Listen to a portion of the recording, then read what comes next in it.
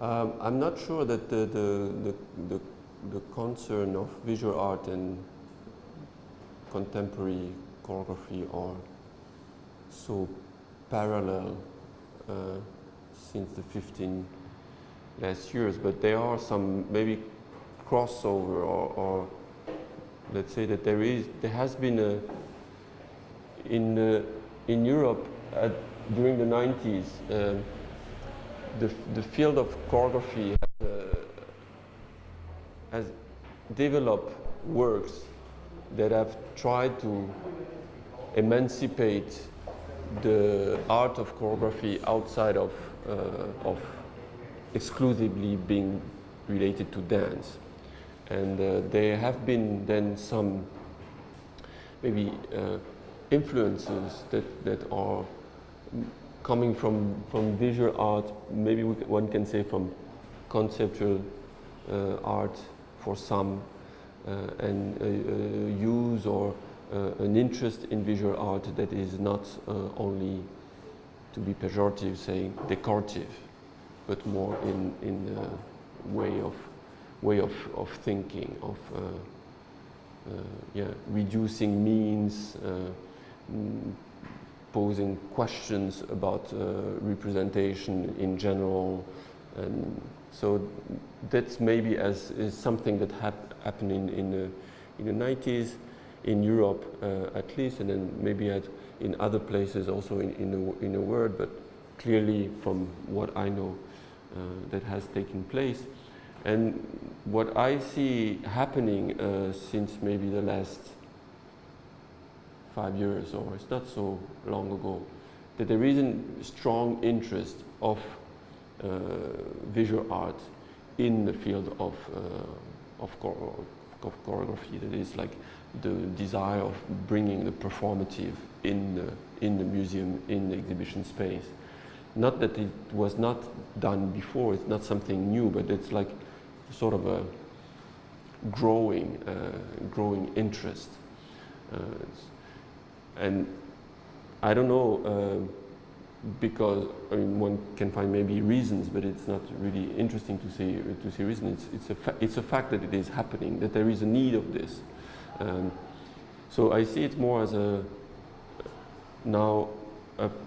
ping pong, something that is used from one field in the other, or bring one field in the other, but differently than it has been in the century before. Like if you think about postmodern, for example, there was this interest between visual artists and choreographers. But they have more tried to, let's say, mix the medium. We can think about collaboration between Cunningham and Rauschenberg or Andy Warhol and all this kind of thing, and or all the Justin Church movement, where maybe the Justin Church is the first time where there is this cut that happened differently, where Bob Morris does performances in the Justin Church and this kind of things. So I see it more as, ping pong, something used, but in a non-illustrative way, which was probably the dominant way of communicating between these two art fields before, in terms of production, in terms of what it does. After what the artists do together, like all the conversation and the discussion, this has, I think, always happened in the history of art. I don't know if my practice is, well, it's true that it has been associated to sort of avant-garde, but avant-garde is already historically connotated, no? So it's difficult to think avant-garde in which sense. There is maybe some desires of ruptures with certain kind of way of doing work, of producing, that is similar to what some avant-garde movement have done. But it's as I have my story with art started very late. So I have not really felt or had the need of emancipating myself from an education of art, which I didn't have. But it's true that after having done a little bit as a dancer with company, I had a critical point of view that I needed to operate in the field, which maybe then was this need of rupture with, for example, the simple fact that choreography is usually worked with. You ask somebody to do the music, you ask somebody to do the light, you ask somebody to do the costume, you ask somebody to do the set design, you ask dancers to dance the choreography. So it's a certain way of working, which is a machine that's produced, that basically is an heritage from the ballet. It's very historically the link, even if these things have been done in very different ways. By being involved in this kind of productions as a dancer, I have noticed that it already produces something before you do nothing, meaning that before you know if you would need a music, you have a composer. So if you have a composer in the team, then you will have a music, but maybe the work doesn't need a music at the end, and this kind of stuff. So, and there has been for me this step which was important to start to do work alone, which is maybe a sort of a rupture according to a certain tradition or way of making, and which is somehow a practice that is more linked to visual artists, the painter, or like it's another. So maybe there is, when we were talking before about the connection or how the practice goes one into it out. That's one thing.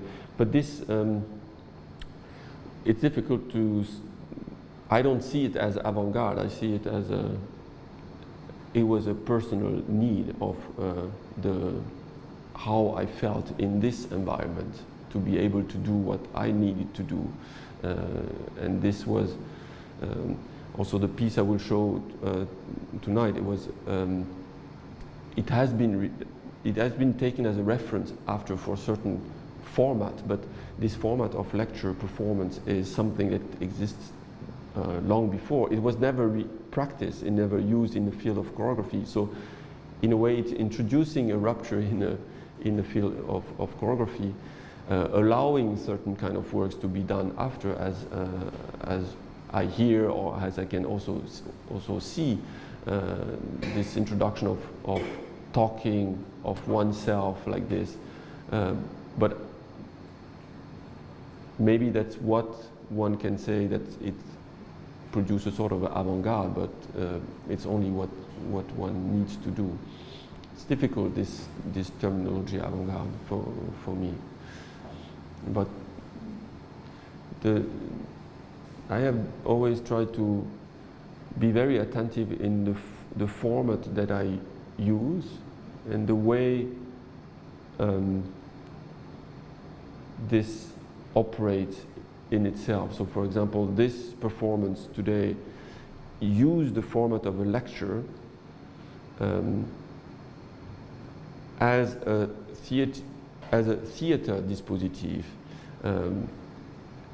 and I used this in a certain context to question actually this relationship. So for me, it's always more motivated by the need of producing a question that is addressed to the spectator. And at one point, a certain way of doing that I was talking before, for me was not anymore asking any question. It was only repeating, one time in red, one time in blue, one time in yellow. So, yeah. The relationship with visual art and this the field of choreography, how I deal with it, or I am now interested in doing more works in the field of exhibition, which isn't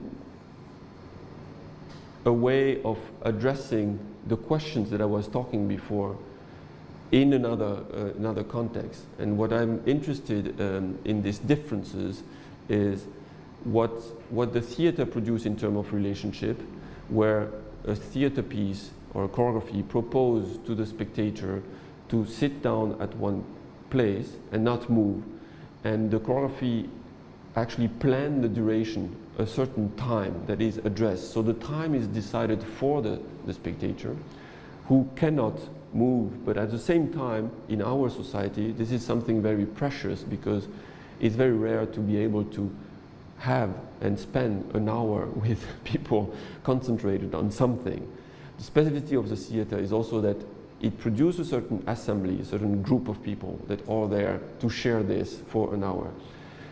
On the other side, the exhibition space is maybe more contemporary, as it is addressing something to the individual that chooses his time or her time and her space, and the individual move in space and basically decide as a free agent. So